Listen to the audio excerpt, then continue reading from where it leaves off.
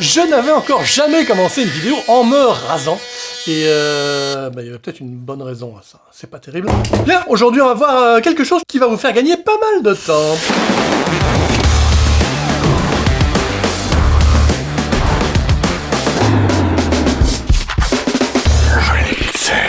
Bienvenue sur Jeux les Pixels, la chaîne de la post-production en général et de DaVinci Resolve en particulier, et parfois aussi des méthodes de rasage, mais très rarement. Comme je vous le disais aujourd'hui, petit truc pour gagner plein de temps dans une situation particulière, et je dis ça en cherchant mes lunettes, et je les trouve, elles sont ici. Situation particulière qui est les moments où vous devez traiter un ensemble de clips, et sur cet ensemble de clips, vous devez pour chacun des clips faire un ajustement particulier. Voyons ça dans la pratique. J'ai ici un ensemble de chant contre chant entre d'une part Michael qui joue de la trompette et Sébastien qui a un très moche collier. Et pour chacun de ces plans, j'aurais besoin d'aller un petit peu faire du recadrage, un petit peu rezoomer et redéplacer mon image. Alors le premier plan, ici, je dois d'abord le sélectionner, puis je vais aller modifier ici mon zoom, puis ma valeur Y, ma valeur X, très bien. Je vais ensuite aller passer au plan d'après en faisant la flèche vers le bas, et je vais de nouveau modifier mon zoom, et là je fais « Ah, mais pourquoi ça marche pas? Pourquoi ça marche pas ?»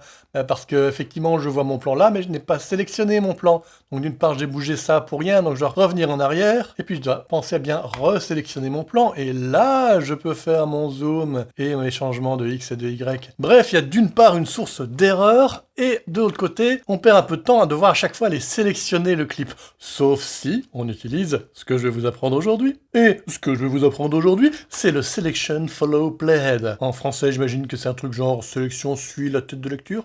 Un truc comme ça. Et ça se passe où? Ça se passe dans Timeline. Vous descendez ici jusqu'à Selection Follow Playhead. Vous pouvez faire un raccourci. S'il n'existait pas, n'hésitez pas à le créer. Dans le gestionnaire de raccourcis, si vous savez pas où est le gestionnaire de raccourcis et comment ça marche, j'ai une vidéo qui en parle. Et là, ici, donc, je le sélectionne. Et dorénavant, vous voyez que ce qui se passe, c'est qu'à chaque fois que je déplace ma tête de lecture, automatiquement, ça sélectionne le clip qui est en dessous. Et donc, très pratique. Je vais simplement sur le premier clip. Je fais mon changement de zoom de X, de Y. Je fais flèche vers le bas. Ça a automatiquement resélectionné le clip. Et donc, je peux tout de suite modifier. Je peux donc aller très très vite pour faire mes modifications. Et donc, on est content. Mais, que se passe-t-il si jamais j'avais d'autres clips au-dessus ? Exemple, ces deux clips-ci, qui sont donc un petit titrage, parce que c'est possible qu'on ait des fois des titrages au-dessus de nos clips.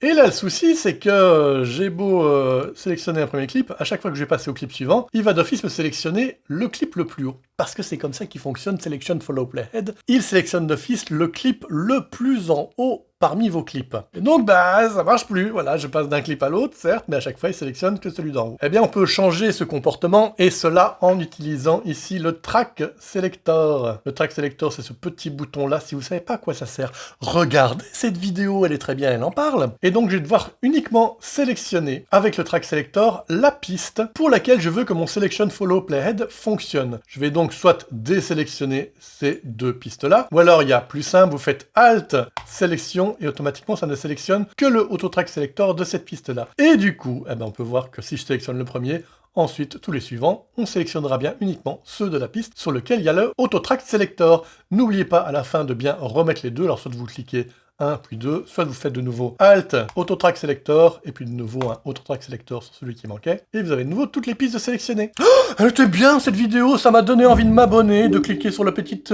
cloche pour recevoir des notifications, et également d'appuyer sur le petit bouton avec le petit truc, le pouce en l'air, et aussi sur le bouton merci, pour m'encourager financièrement à continuer cette chaîne, ça me fait plaisir. Vous pouvez également laisser un petit commentaire. Faites-moi un poème, tiens, ça me ferait plaisir un poème. Bon, là-dessus, je vous laisse en compagnie de cette vidéo qui est fort sympa. Salut!